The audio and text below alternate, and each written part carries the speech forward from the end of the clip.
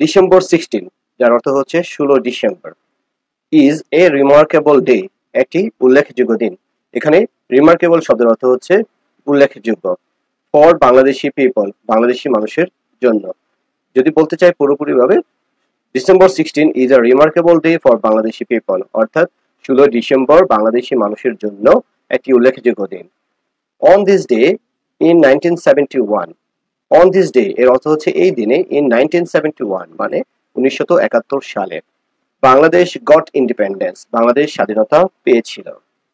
After a 9 month long bloodshot battle, অর্থাৎ 9 মাসের রক্তক্ষয়ী যুদ্ধের পর, against the Pakistani army, Pakistani সেনাবাহিনীর বিরুদ্ধে। It is a day of national pride, এটি জাতীয় গৌরবের একটি দিন। অ্যাজ ওয়েল অ্যাজ, এবং a day of commemorating the sacrifice of millions of Bangladeshi people. A day of commemorating, অর্থাৎ স্মরণ করার একটি দিন।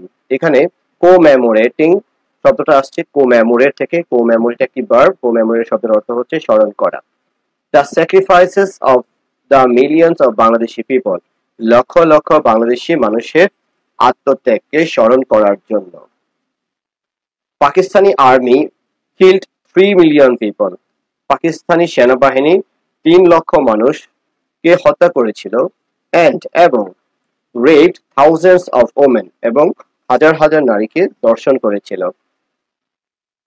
Victory day is celebrated, victory day অর্থ হচ্ছে বিজয় দিবস, সেলিব্রেট শব্দের অর্থ হচ্ছে পালন করা। এটি একটি passive sentence, victory day is celebrated. এটা কেন প্যাসিভ সেন্টেন্স? আমরা জানি প্যাসিভ সেন্টেন্স মানে হচ্ছে টু বি ভার্বের পরে ভার্বের তৃতীয় রূপ বসবে, এজন্য এটা একটা passive sentence. Victory day is celebrated অর্থাৎ বিজয় দিবস পালিত হয়, উইথ গ্রেট এনথুজিয়াজম অর্থাৎ উৎসাহ এবং উদ্দীপনার সাথে, অ্যাক্রস দ্য কান্ট্রি সারা দেশ ব্যাপী। দ্য ডে বিগিনস, এই দিনটি শুরু হয়, উইথ এ 31 গান স্যালুট, 31টি তুপধ্বনির মাধ্যমে। অ্যাট ডন, ডন শব্দের অর্থ হচ্ছে ভোর, অ্যাট শব্দের অর্থ হচ্ছে এই অন্তস্থ অতে অর্থে ব্যবহার হয়, তাহলে অ্যাট ডন শব্দের অর্থ হচ্ছে ভেতরে। ফলোড বাই, এরপর, the hoisting of national flag, জাতীয় পতাকা উত্তোলন করা হয়, অর্থাৎ followed by the hoisting of national flag, যার অর্থ হচ্ছে জাতীয় পতাকা উত্তোলন করার পর। অ্যাট গভর্নমেন্ট বিল্ডিং, সরকারি ভবনে, অ্যান্ড প্রাইভেট ইনস্টিটিউশনস, এবং বেসরকারি প্রতিষ্ঠানে। ডিফারেন্ট পলিটিক্যাল, বিভিন্ন রাজনৈতিক, কালচারাল সাংস্কৃতিক, অ্যান্ড এডুকেশনাল প্রোগ্রামস, এবং সাংস্কৃতিক এবং শিক্ষামূলক কর্মসূচি বা অনুষ্ঠান আর অর্গানাইজড, আয়োজন করা হয়। এটাও একটা প্যাসিভ সেন্টেন্স, কারণ এমিজারের পরে ভার্বের তৃতীয় রূপ ব্যবহার করা হয়েছে। টু পে হোমেজ, হোমেজ শব্দের অর্থ হচ্ছে শ্রদ্ধা বা সম্মান, পে শব্দের অর্থ হচ্ছে দেওয়া বা জানানো। টু পে হোমেজ অর্থ হচ্ছে শ্রদ্ধা জানাতে। টু পে এটা একটা ইনফিনিটিভ, টু শব্দের অর্থ তে, তাহলে টু পে শব্দের অর্থ হবে শ্রদ্ধা জানাতে বা জানাতে। To the martyrs of the world, শহীদদের প্রতি। December 16,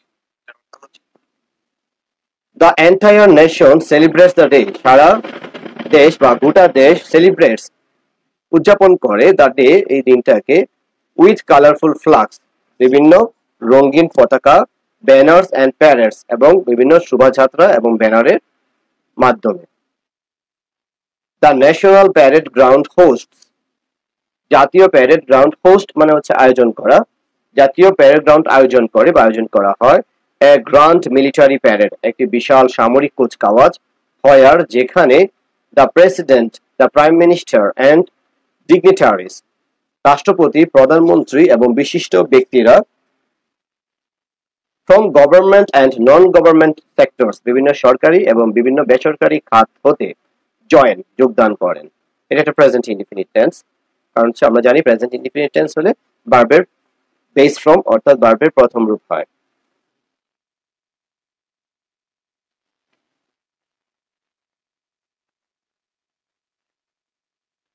the national মার্টায়ার্স Memorial in Savar, national মার্টায়ার্স Memorial অর্থাৎ সাভারে অবস্থিত স্মৃতিসৌধ। আওয়ার মনুমেন্ট, মনুমেন্ট শব্দের অর্থ হচ্ছে মূর্তি বা আমাদের স্মারক।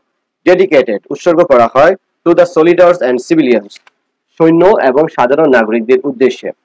হো লস্ট, যে হারিয়েছিল দেয়ার লাইফ তাদের জীবন ডিউরিং দ্য ওয়ার যুদ্ধের সময়।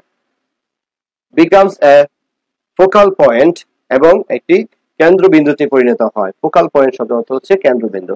ফর সিটিজেন্স নাগরিকের জন্য, টু পে দেয়ার রেসপেক্টস এবং শ্রদ্ধা নিবেদনের জন্য। People from all works of life সর্বস্তরের মানুষ গ্যাদার একত্র হয় বা জড়ো হয়, টু অফার ফ্লাওয়ার্স ফুল দিয়ে সম্মান জানানোর জন্য। রিসাইট প্যাট্রিয়টিক সং দেশাত্মবোধক গান গাওয়ার জন্য। অ্যান্ড রিকল এবং স্মরণ করার জন্য the sacrifices made by the national heroes জাতীয় বীরদের আত্মত্যাগ বা আত্মগাথা।